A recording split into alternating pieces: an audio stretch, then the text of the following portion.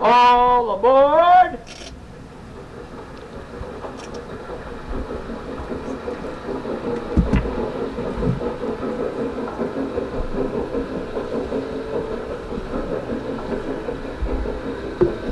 Next stop, Chicago Junction.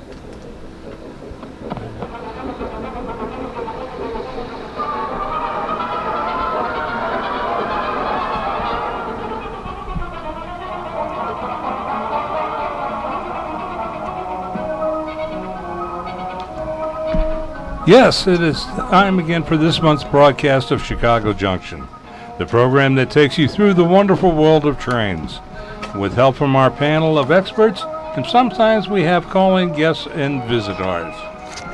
I am your announcer, Brian Ballou, and here is our boss, the head of the Windy City Hometown Entertainment Network and Chief Electrical Engineer, Mr. John DeVita. Well, thank you very much, Bri. Welcome, ladies and gentlemen, to another broadcast of Chicago Junction from the John DeVita Broadcast Center on the Windy City Hometown Entertainment Network on Wednesday, September the 11th. Yep, today is 9/11. Today, the panel will be talking about railroads and model railroads. And now to start today's broadcast, here's our announcer, Mr. Brian. Well, thank you, John. And now let's meet the panel. And I'll start it off. I am also Earthsat host, but I've been a rail fan, playing with trains for a long time, since I was knee-high to a cow catcher. I belong to several organizations and museums, anything to get my hand on trains and learn more about it. And to my left is Mr. Dave DeRuska. Hi there, Dave DeRuska, retired locomotive engineer, vice president of the Black Hawk chapter of the National Railway Historical Society. I run our Facebook page, Chicago Junction, as well as Chicago Area Railroad Historians, and I am the guy to blame for Chicago Railroad History Month. And we'll talk about that a little bit. Yes, we will. Hi, I'm Ron Stock, retired library director from Eisenhower Public Library, but served North Harwood Heights. Train enthusiast, model railroader, HO, and just all around Fulmer. Thank you. Good evening. My name is Kevin Berry. I'm a retired Chicago police sergeant. I'm a director with the Chicagoland Lionel Railroad Club. And if it sounds like I'm drowning, I'm a Fulmer too.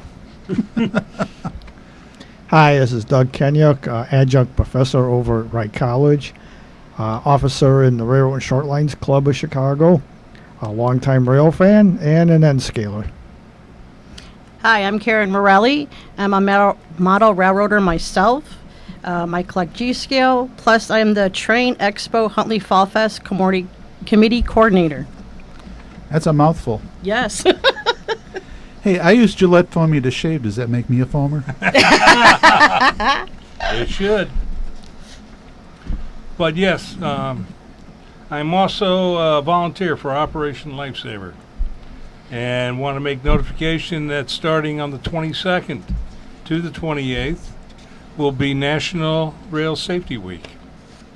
There'll be a lot of events planned, and we'll get into that during the broadcast, because I covered up all the events.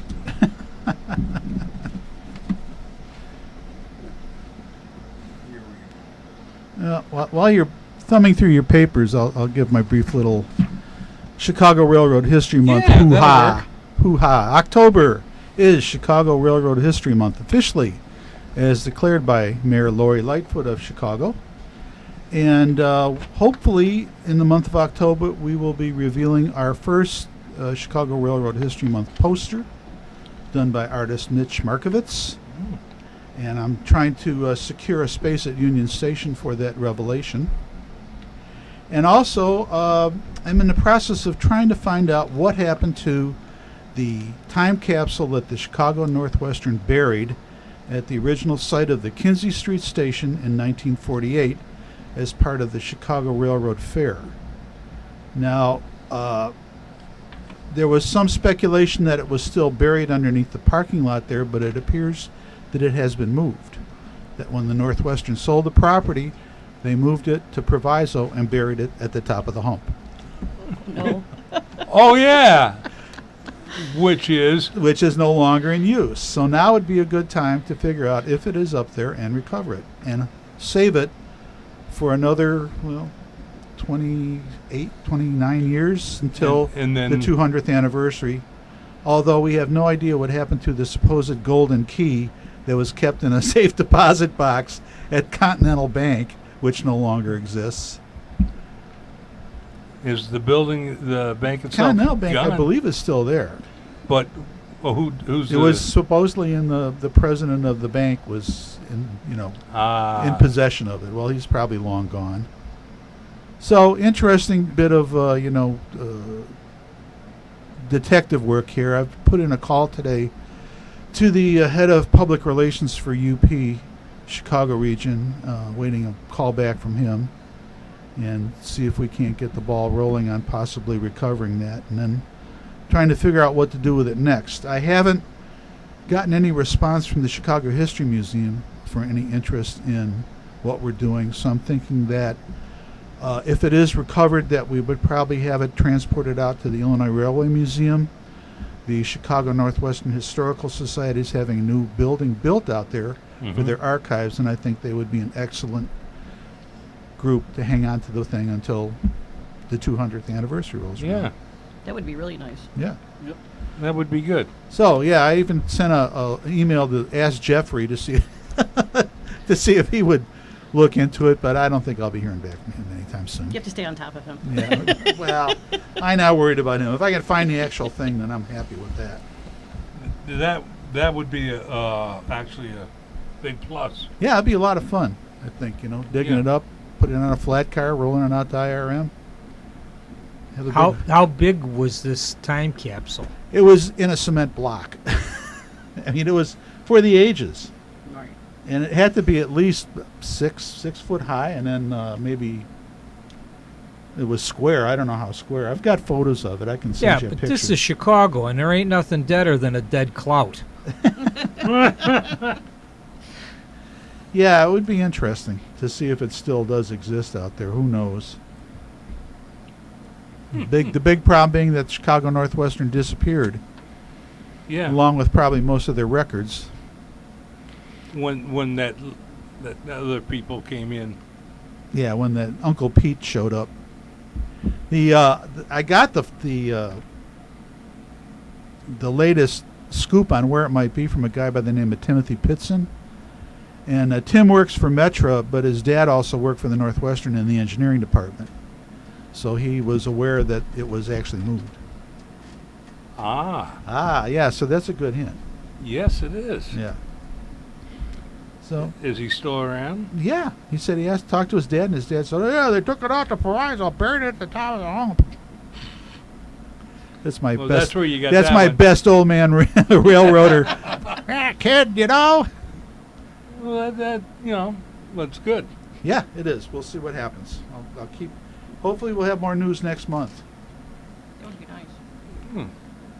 And as I stated at the beginning, we were talking about National Rail Safety Week, and it's we have a schedule of events that's going to happen here in Chicago area. On Sunday, it'll kick the week off with focus on the message, "No photos on tracks," to underscore the risk of illegally taking photos, videos, and filming on train tracks. Can't understand I why. don't know. I want. If I get married again, I'm going to have my wedding photo taken out in the middle of the tracks. And show her exactly where to I'll be stand. standing. Yeah, Marry a rich woman, and I'm going to stand just in the clear. 3 feet out. To the left. On a bridge. On Monday, the focus will be on distracted driving and encouraging drivers to stay focused behind the wheel, especially near railroad crossings.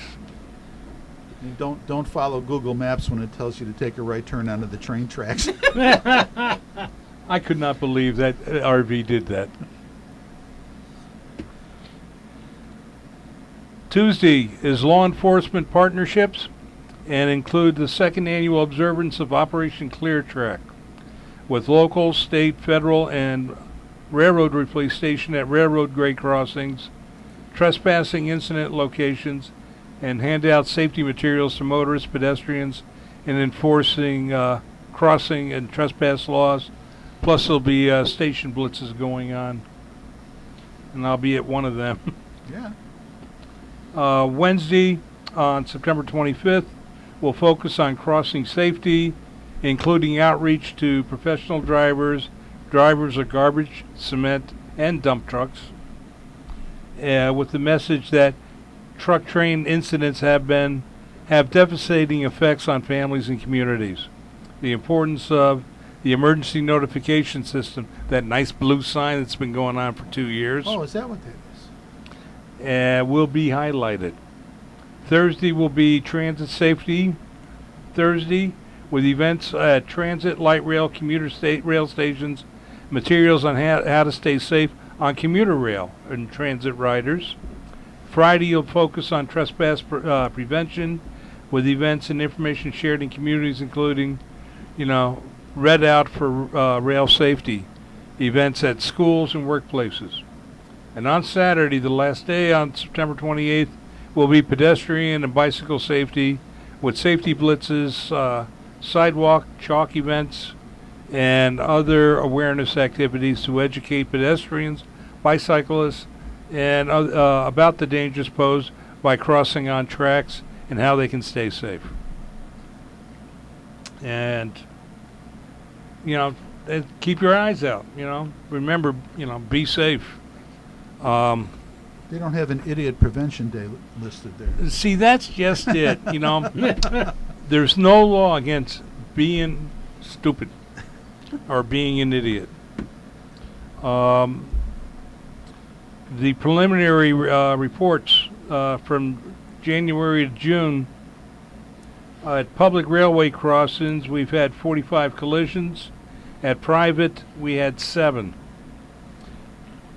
Highway rail fatalities have been 7, and private 2.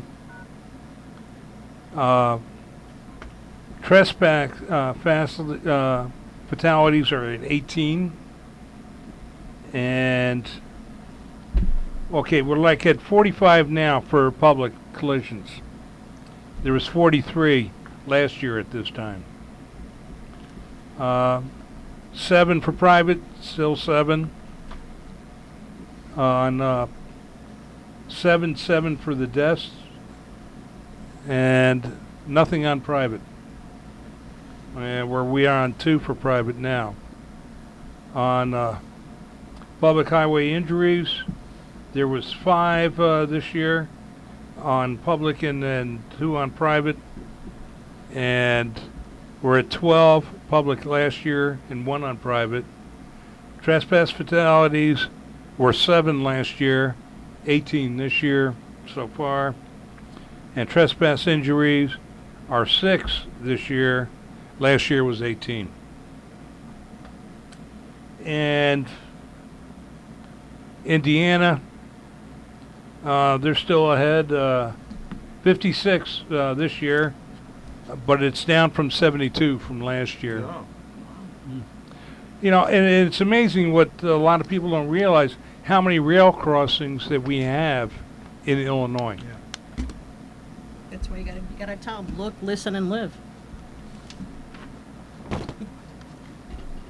In Illinois, we have over 7,300 miles of track. We have 7,595 public highway rail crossings, 3,589 private crossings. All farm country. Well, it could be farm country, yes. And we are number 2 in the nation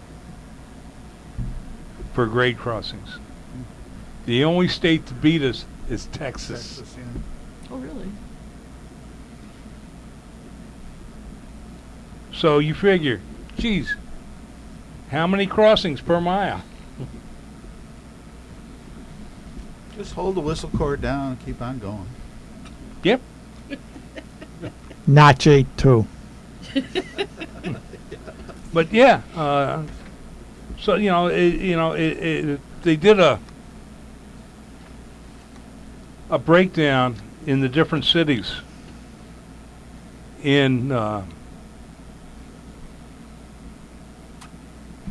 Illinois. Chicago's is the leader. 388 Woohoo, we're number crossings. Chicago is Most 43. of those are in my neighborhood. Not a crossing were 105. Suicides were 62 for a total of 210. Second place, Des Plaines. Oh, what? 10 at the crossing, 1 at not a crossing, 11 suicide for 22. Twice 110. You're talking 10 times less. Yeah, but what's the landmass Springfield. comparison between Chicago and Des Plaines? How many crossings are in Des Plaines? Well, you got That's a valid the point. UP and the CN. Yeah, UPCN at 3 different locations. You know, going through town, you got the 3 tracks. You got CN with 2 tracks. Then you got UP with 2 tracks. How do you get the proviso? So, yeah, we got a lot. I mean, you know, even Springfield has a nest, and their total is only 22. You know? So that's good, let's hear it for Chicago for still being number 1. Well, the odd thing of that is that a lot of the trackage in Chicago has been elevated. Yeah, it's been The ordinance elevated. at the turn of the century. And they've tore up a lot of track. Right. They've taken a lot of the street trackage has been being taken out, Yeah. and yeah, most of it is. a over lot down of the even a southeast lot of side. crossings have been actually closed, and so we're still number 2. Come on, we're not trying hard enough. We're working. But yeah, let's be safe. Let's be safe. Okay, want to hear some good news? Please. How about Ron Stock? Okay. He's always makes us smile. Yeah, that's true.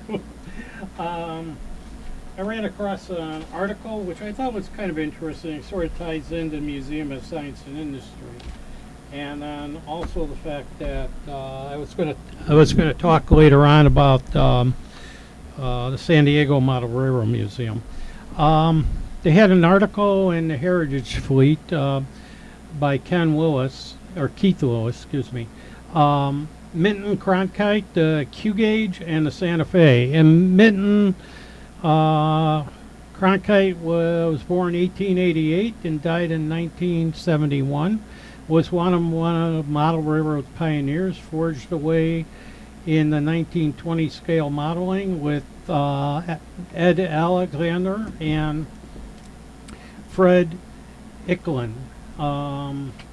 His 2829 Pennsylvania Railroad Class 210 Decapod was one of several locomotives featured in the June 1966 Model Railroader story about his engineering skills. He moved from New York to California in about 1930, where his large San Marino and Santa Fe two-rail O-scale layout received public publicity. He was contacted by the Atchison, Topeka, and Santa Fe to build an O-scale demolition layout for the 1933-34 Chicago Century of Progress expedition. Cronkite espoused Q-gauge, which corrected the 1/48 O-scale models to a more accurate 1 3/4 gauge track. With non-commercially available hand-laid track was necessary. Few truck suppliers meant regauging was also required. His first instance was the 1941 Chicago Museum of Science and Industry layout, with Q-gauge steam and diesel locomotives made directly from Santa Fe blueprints. The layout was placed in a large hall with an upper balcony around all four sides. Viewers could look down from about 12 feet to see below, while at floor level, visitors could walk around the 45 by 60 foot layout and its low-lying rolling desert scenery. While preparing the 1943 San Francisco Golden Gate Expo layout, Cronkite was busily designing a Chicago layout to open in January 41. The event was covered in March 1941 issue of Model Railroader and November issue of Model Builder magazine. The layout was modernized in 1953 with a 1 1/4 O-gauge track.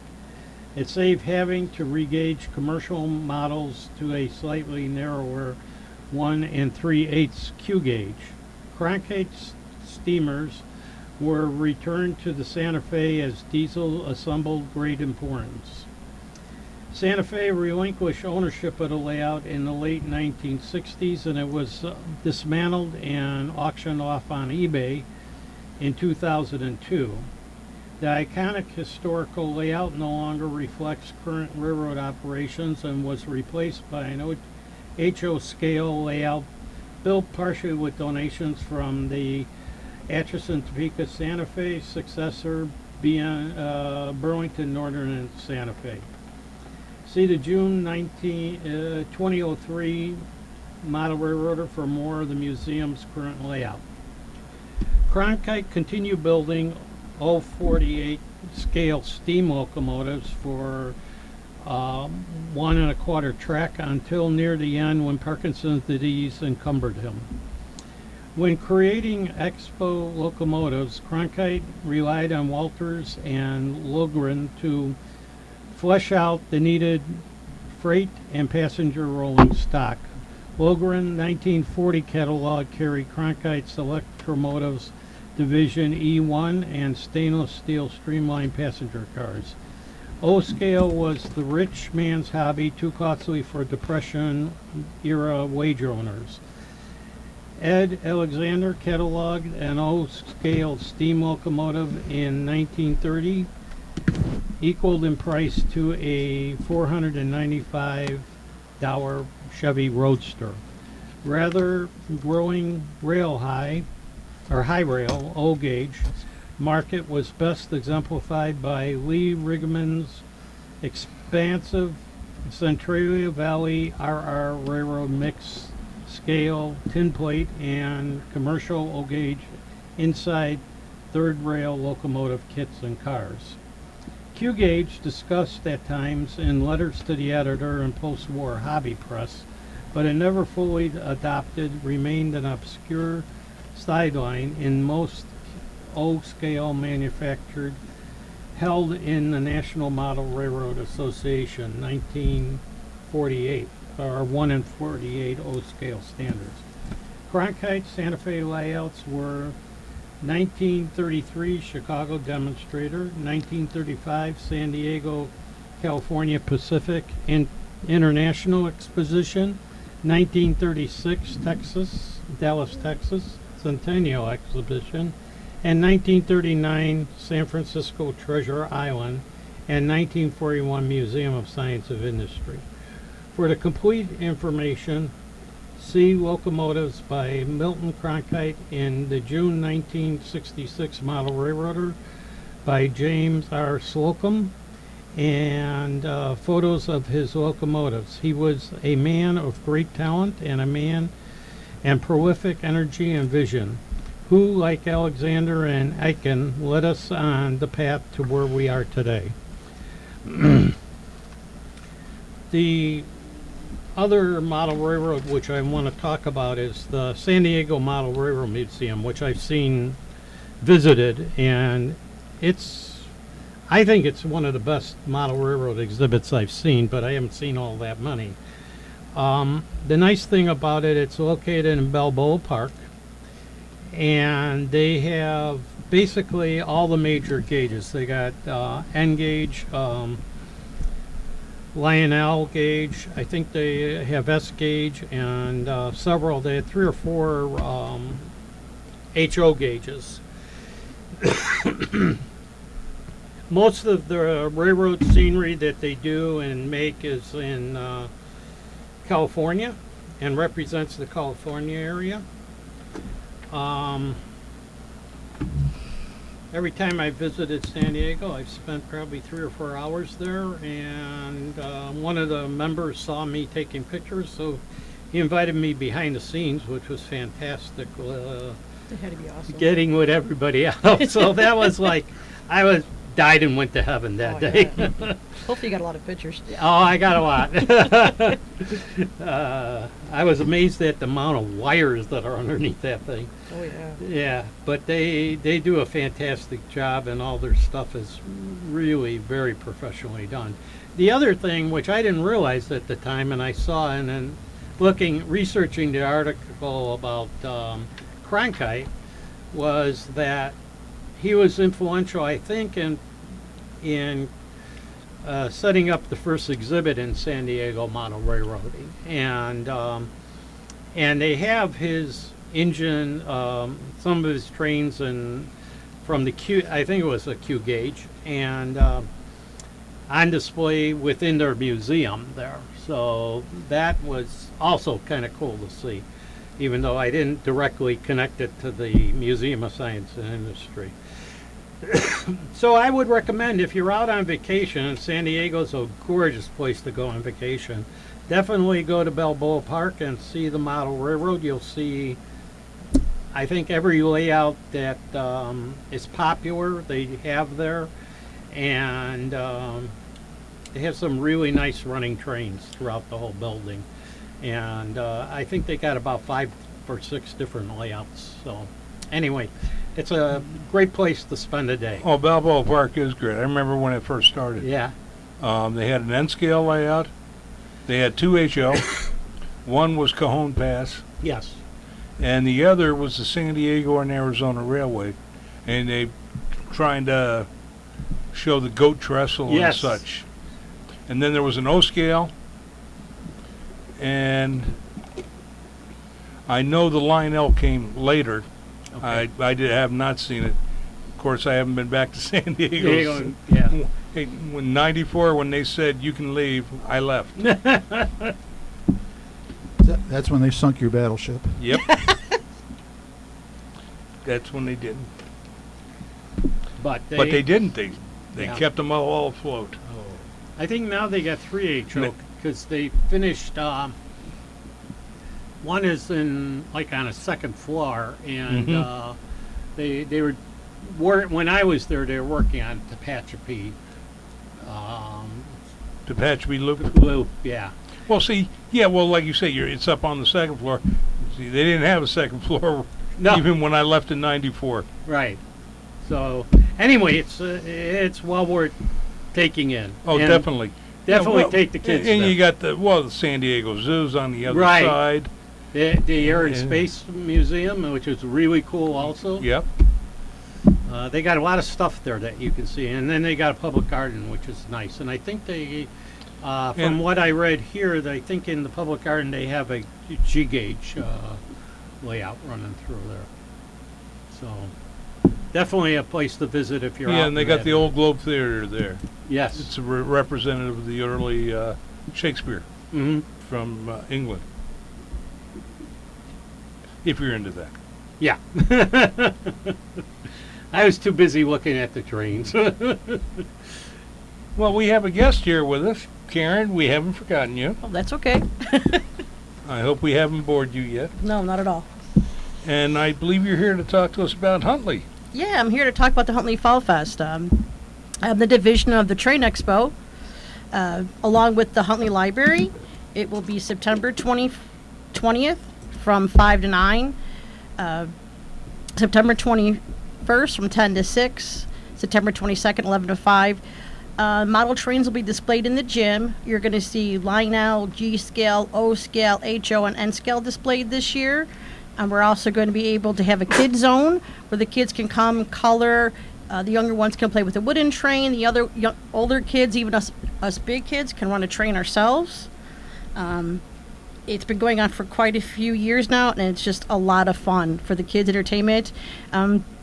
We also have a special event that goes on. We do that. When you first come in, you're going to want to stop at the table, the guest table, because you're going to do a passport. We have a little bit of a scavenger hunt, and each display in the gym will have something that you have to find, whether it be Lego figures or maybe like a tree or something. And each display will have a different country. And each country will have 3 different things you have to find. And you have to go through the whole gym. And then when you're done, you'll stop at the table. You'll get a stamp of America, because we're in America, so the last one's America, of course. And you get entered to win. First prize would be a starter train set. The second one is, I think, a Playmobil train station. And then the third prize is a little wooden train for the kids. It's just a lot of fun. My family and I have been doing it along with my best friend and his wife for, I think, 5-6 years now, and it's just really enjoyable. Family fun, and it's free. Yeah, because I know I've been there, 3 years now? 3 years now, yes. And it is fun. We go in with our Midwest Rails group, and Del Webb comes. Yeah, Del Webb's going to be there with their multi-gauge. MD Trains comes and sells. Oh yeah, we got everything going on in there. You can wheel and deal. Oh yes. and the food's not bad. And besides that, they got great stuff for if you want to do stewing your own. You can let the kids ride on the Ferris wheel and stuff on the outside. They have a big carnival. And they also have they offer a mega pass if you buy it ahead of time for all the kids activities. Also, there's like a kids maze where they do like the hay. They can do it's called Scarecrow maze. They have little outside train where you can ride on the outside. They have a craft show for us women who like to do the crafts. They're DIY. It's DIY. They have a car truck show Saturday night. Following the bands, there's fireworks at 8:45. On Friday, Saturday, and Sunday, there are live local bands. This year, they're promoting one of the wonderful bands, the Kiss Tribute Band, and they're really a great band to come out and check out. Oh, sounds like fun. It is a lot of fun. A lot of work, but it's a lot of fun. There's I love a couple of to see the good kids food smiling. stands there. Oh yeah. Got brats. Oh yes. Oh yeah. Close to that border, you darn right. There's a brats there. There's the local butcher shop right off of Gonquin and Lakewood. Best brats. Awesome. Mm. Again, is there a website they can go to? Yeah, there sure is. Thanks for asking. It's HuntleyFallFest.com. And it's located at 12015 Mill Street, Huntley, Illinois. Dates? Again, the dates are September 20th, 21st, and 22nd. And the train display will be in the gym at the Park District. Some local people might know it as the Stingray Bay area. And also in the gym, we're along with the library, so for all of us that are old school still like to touch and feel books and color in them and write in them, you can get books for $1.50. They're just wonderful. Yeah, same with DVDs. Oh yeah, I did forget about the two- movies. two I got bucks. into a lot of trouble in my local library when I used to color in the book. Yeah, but now they encourage it. Uh-huh. Well, thank you. Thank you very much. Well, thank you for inviting me. This has been wonderful. Well, we'll have to have you back next year if they corral you. Oh yeah. What's the good word, Doug? Some interesting stuff. Short Line Club's news. Union Pacific had to back off, surcharging truck deliveries to their terminals. You know, the containers and the trucks. Apparently on the West Coast, the trucking companies have to reserve a position for their trucks and show up on time. And UP got it in its head to start fining them $25-50 a day for not showing up on time. They're ready to implement this last week and backed off when the trucking companies gave them no uncertain terms. You know there's other terminals. It's true. Yep. Just one of those things that comes up. Well, of course. Uncle Pete doesn't rule the world? Oh, my God. What a shock. Remarkable. We might need to send the big boy in. That's how they're paying for it. So out in Shanghai, they're going to go starting next year with driverless trams. Really? And Route 14, I know I converted it, 24 miles long, number of stations. The first one's going to operation next year. Well, that's not unusual. I mean, there are some areas that do have driverless trams. Yeah, but we're talking Shanghai. We're not talking. O'Hare Airport. Yeah. Well, they might have shanghaied the one from here. since We like to it's hope. not to be seen. It's out of service at O'Hare. Really? They're 8 cars long. They'll have 49 of these operating. Wow. So that's kind of interesting. Finally, this is a big deal in Britain right now over privacy. British Wales collectively are tracking people by your cell phone. Because cell phones are constantly pinging, so they're intercepting the signal to see how busy all the stations are, how long you sit on the trains, or where you get off. And they're doing it, to ease overcrowding. Are they tracking individuals or are they just body counting? For the moment, they're body counting. The body.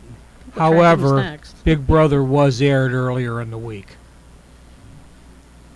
So it's and this was because, remember that place, Cambridge Analytics? Yeah. Well, apparently they started this program and turned it over to somebody else, and that's what got them all up in arms. So it's because the phones will automatically connect to a Wi-Fi network, and that's how they're tracking them right now. So again, it's a privacy problem, and they're not sure where to go next. Well, Britain has the most security cams of any country in the world. Yeah. Yeah. So just a couple of items this time. That's why they can actually see some people getting mugged and Yeah, robbed right. Oh, look at that. and find out we can get them. Oh, look at that. A mugging. Yeah. Quick, copy it for YouTube. I said that chap was just bashed on the head. Kevin, any good words? Then. A couple. Well, I'm looking forward to Saturday, the 21st of September, which will be the first open house of the year for the Chicagoland Lionel Railroad Club out in New Lenox. Oh, with the new track in it and everything. The new track. We're hoping to have the Union Station completely wired up and illuminated. When I say Union Station, I'm not talking about Union Station as it exists right now. The Union Station on the layout is the 1929 rendition of Union Station. But, it is to scale. And the L track runs around it. And the guy responsible for that is trying to find a sound chip so we can have station announcements as the train pulls in and pulls out. Attention, Metro riders. No. It's a CTA L car on the L tracks. Oh. Actually, he took the MTH Cubs L cars, and because MTH didn't issue a set with the World Series trophy, he created some decals, and now the Cubs cars have the World Series trophy on them, in addition to all the other stuff. Operating by a 1929 Union Station. Well, the Cubs were around in 1929. Yeah, but stainless steel wasn't. These aren't stainless steel. These are blue roof with the white bodies with the red and blue highlighted. They're not period correct. That's what we were saying. Give me a break. I'm Irish. We expect complete accuracy from the Chicagoland Lionel Club, please. Yes. It's a long walk home, sir. But Somebody drop me off at the L. the 6-pair covered passenger track is all wired in now, so it is possible that trains will depart from the train shed onto the layout, and the bridge unit to move from the belt line onto the main layout is all set except for the counterweights. But it will probably be in the raised position during open houses because it's part of the trafficability around the layout, so that the aisles are wide enough so that if people are mobility impaired and have a wheelchair or a walker or a power chair, they can maneuver. But if the bridge was in place and down, they would have to turn around and go back. So it's not likely the bridge will be down during routine open houses. That's good to know. But I believe all the aisles are 4.5 or 5 foot wide, because we have had folks come in power wheelchairs, and they were able to maneuver around the layout in absolute comfort.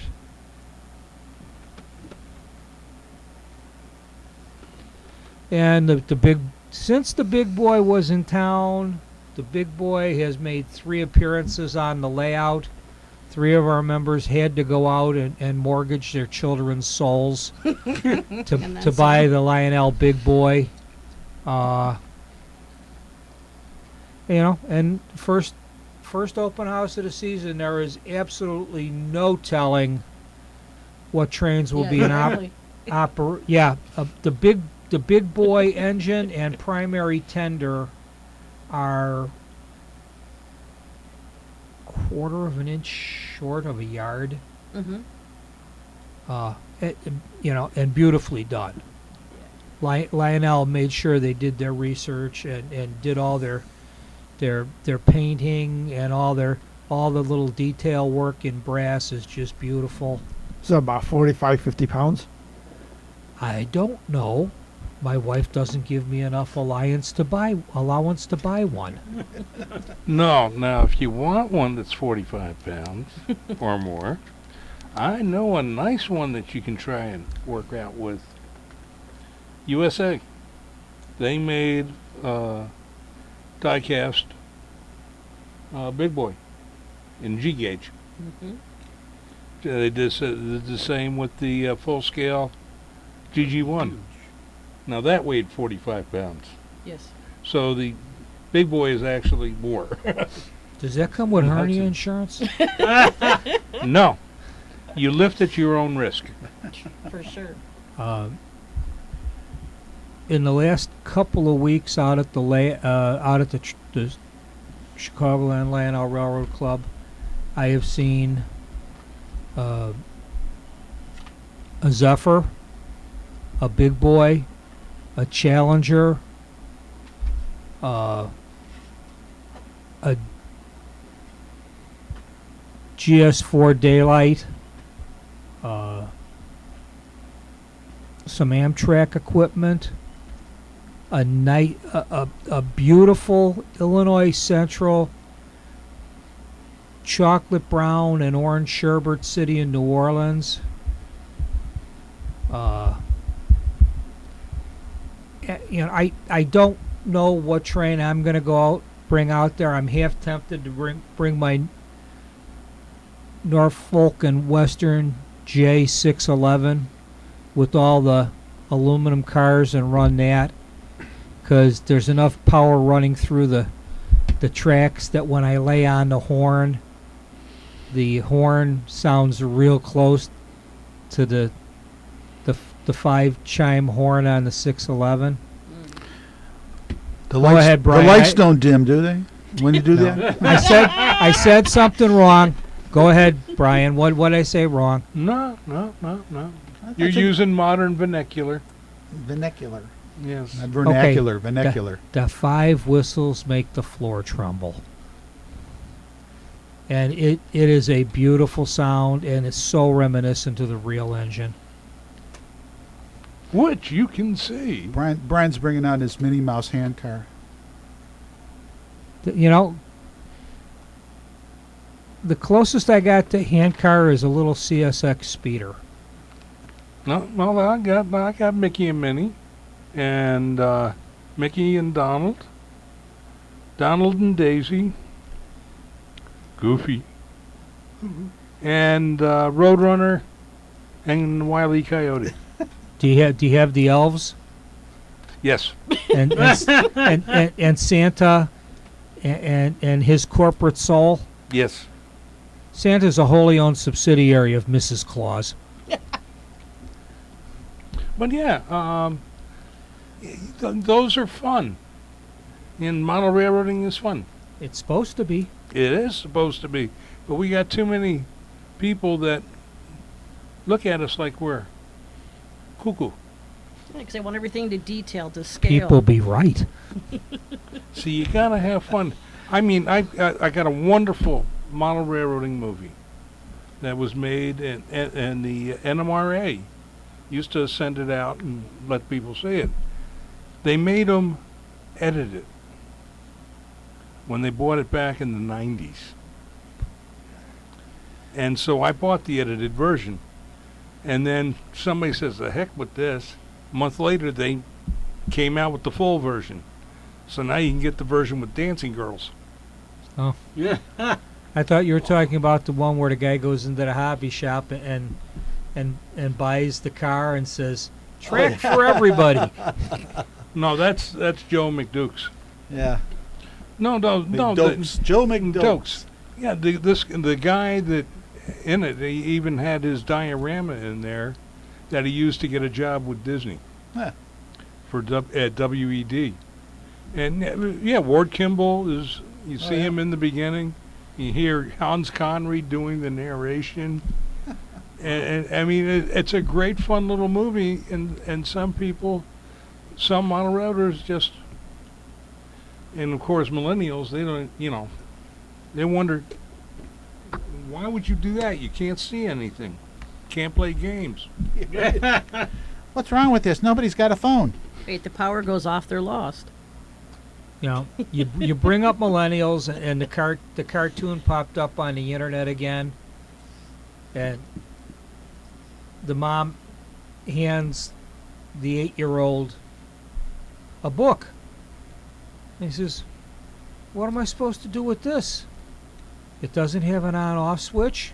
It doesn't have a mouse. There's no controller.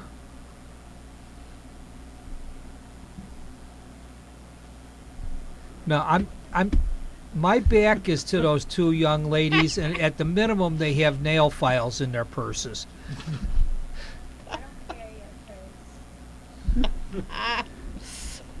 One would be lost without the power, and the other one would go outside and kick a ball.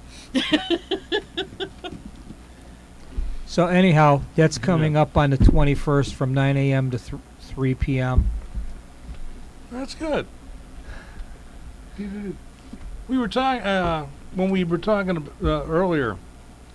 I read magazines from my home area in the Northeast, and they got a nice magazine called Rail Pace. They even celebrated the 70th birthday of the Broadway Limited. Oh, nice. And they actually got 3 private car owners together to put it on the back of the Pennsylvania. And they took it to Pittsburgh and back to New York, and which is quite nice. You're remembering. The picture at the top left corner of that page, Brian, is that a Amtrak boss's car? An observation car? This one? Yeah. No, that's called a diesel locomotive.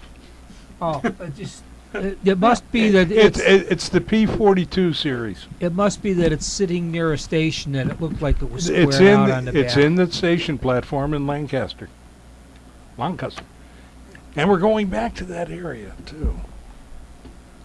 All right, but one of the they have different regions. They do Lakeshore News, which is along Lake Erie and Lake Huron. They actually came up and they caught my eye about precision scheduled railroading, how not it is supposed to work out. The Association of American Railroads reported continuing erosion of U.S. rail traffic for the week ending July 27th, 2019. For this week, a total U.S. weekly rail traffic was 534,498 carloads, intermodal units, down 4.4% compared to the same week last year. Total carloads for the week ending July were 2,661, 706 carloads, down 35% compared to the same week in July 2018. While U.S. weekly intermodal volume was 272,792 containers and trailers, down 5.3% compared to 2018. While Class 1... Wow. I'm stretching my leg. Well, I lost everything. Yeah. Kick something? I lost...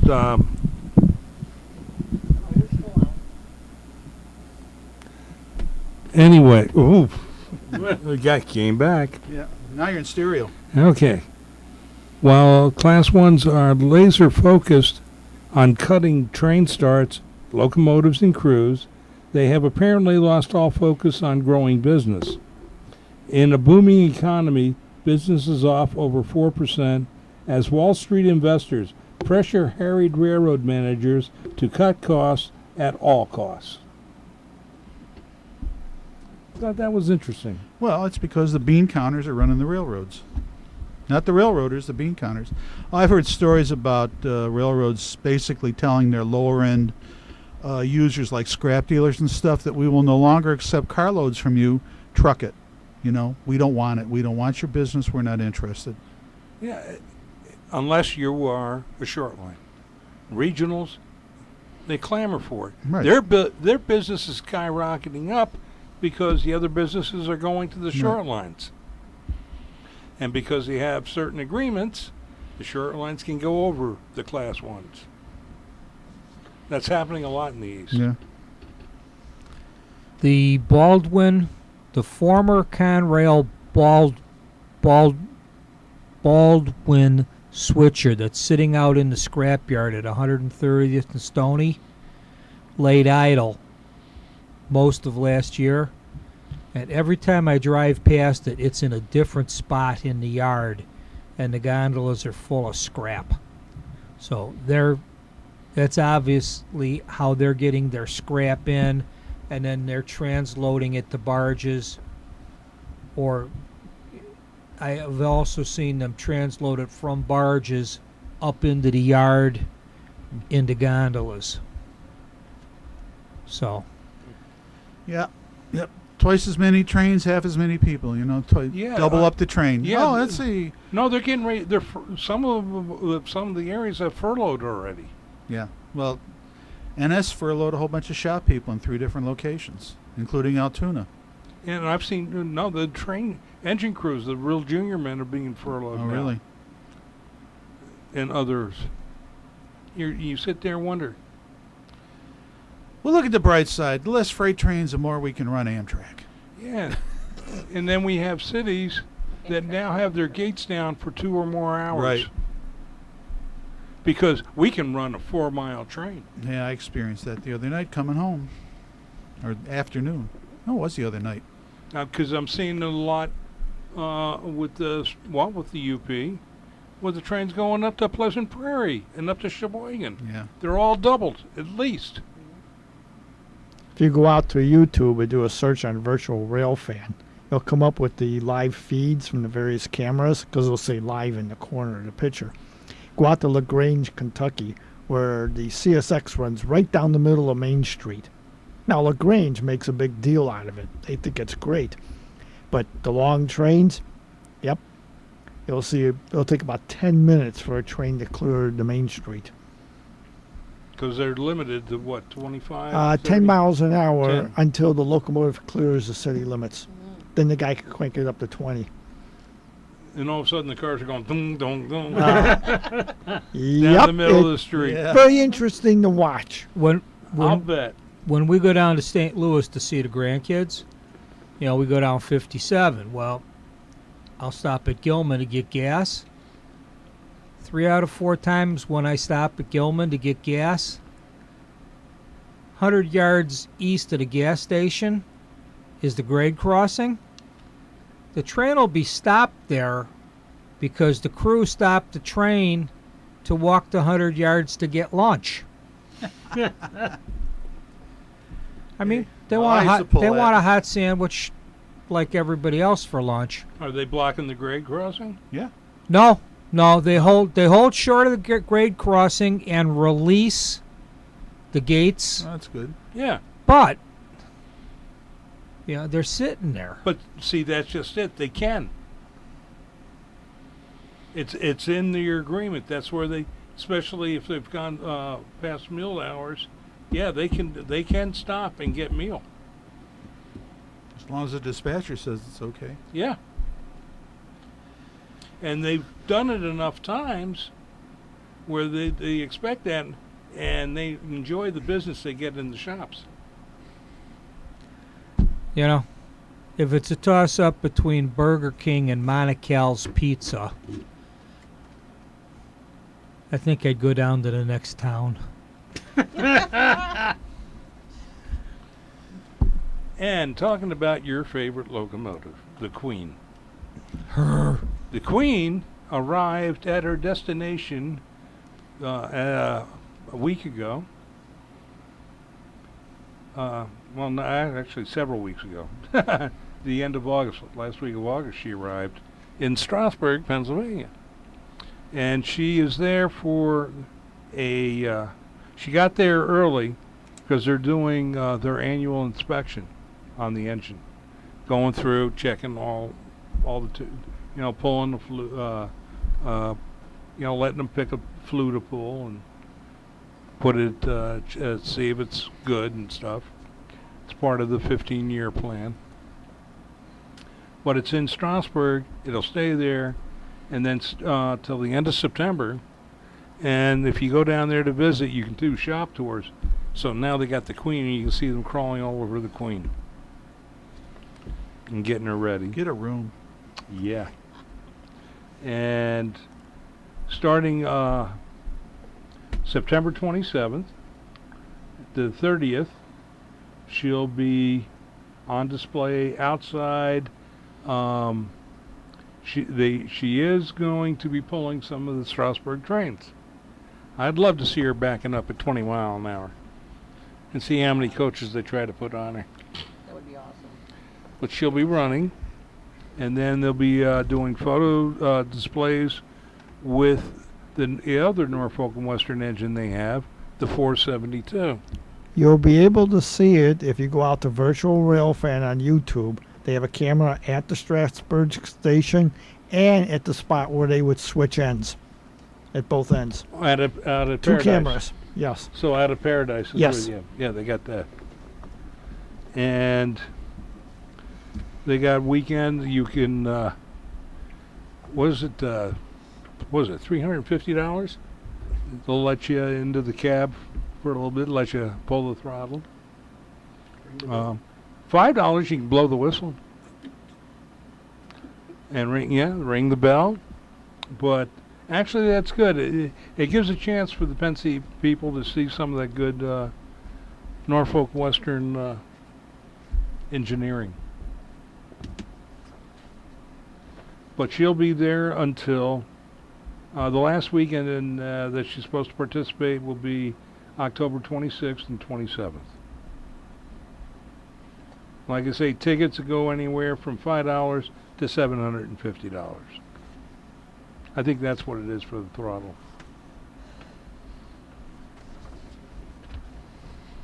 So, enjoy. Once in a lifetime.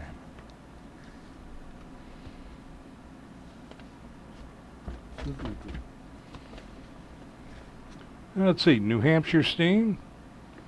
We talked about that one. The 7470, the 060, that's at the North Conway Railway Museum, has been out running around a little bit. In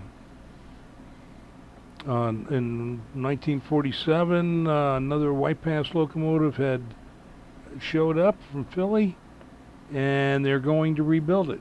It's a 65-ton 282, and they're going to finally do it so the other one can get a break.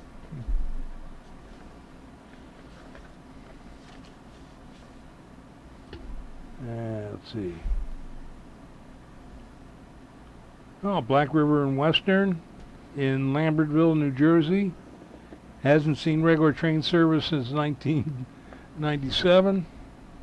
But the Black River is working on. They're on weekend tourist excursions, not commuter service, with steam locomotives being used about half the time. They finally got Old Great Western number 60 running again. And they're going to envision holiday-themed trips to the Delaware and Raritan Canal State Park, and trains providing access to special events in downtown Lambertville. The Flemington branch of the railroad runs north from Ringo's to Flemington and Three Bridges. Also in the area, there is a model railroad museum, H.O. Gauge. I cannot remember the name. I saw it. The Flemington and Western? No, it's the largest HO layout, they say. Trying to, second only to Miniature Wonderland. But they're running there. Yeah, we are getting hot. Yeah, I think we had Oh, before we melt. I guess. Okay, one last thing. Oh, yeah. Because, you know, you can't study everything about railroading. And the one thing I never really got into was the Postal Service on the rails. I know a little bit about it, but this one kind of got me. George S. Bangs was a United States Postal Service official. In 1875, while serving as General Superintendent of the Railway Mail Service during the administration of President Ulysses S. Grant.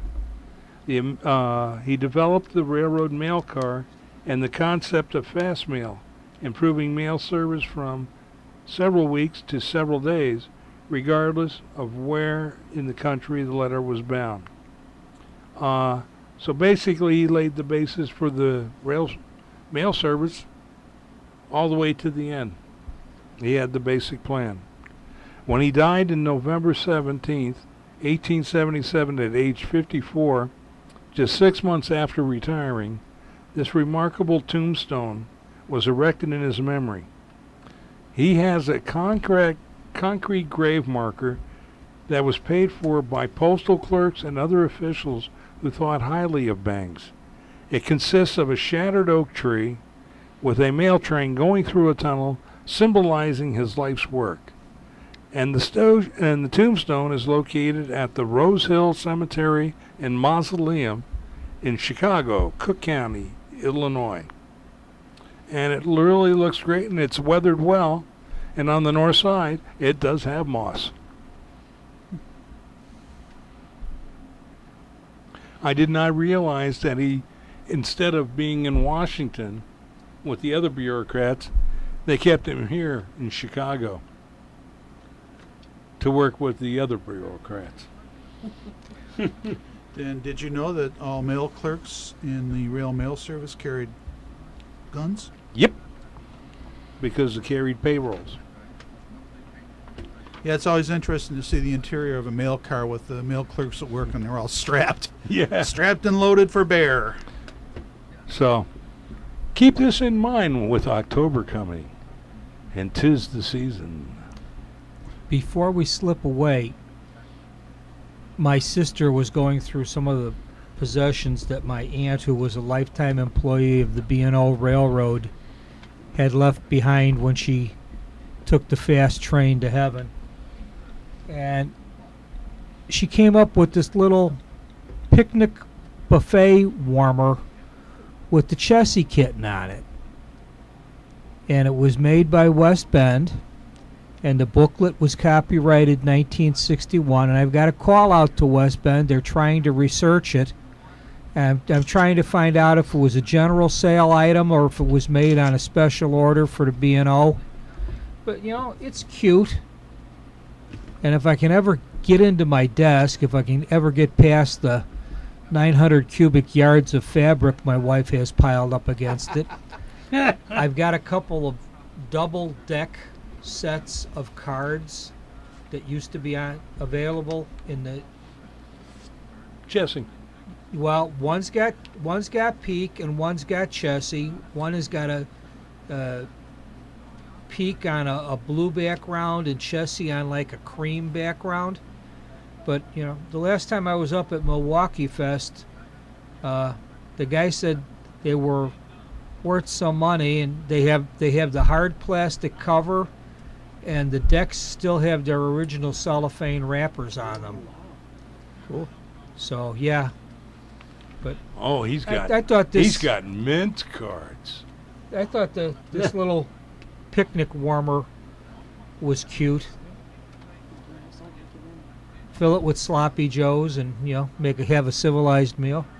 A railroad meal.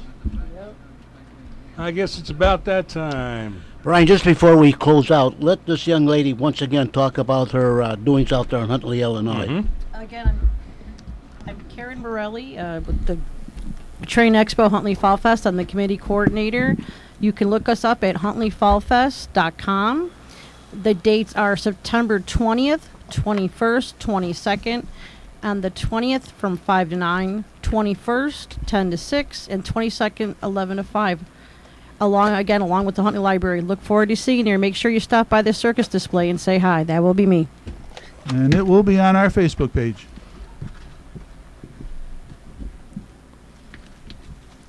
Kevin needs a she shed.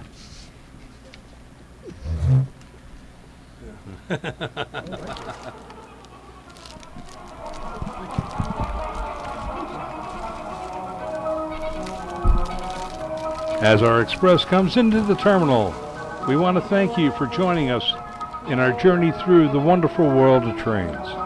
Chicago Junction is a production of the Windy City Hometown Entertainment Network and can be listened to on the web at www.windycityhometown.com, where you can listen to tonight's broadcast and all our past episodes. You can also sample some of the other fine programs that are being offered. Till next month when we journey to Chicago Junction, I'm your announcer, Brian Ballou, saying happy rails to you and good night, Mr. Ryan, wherever you are.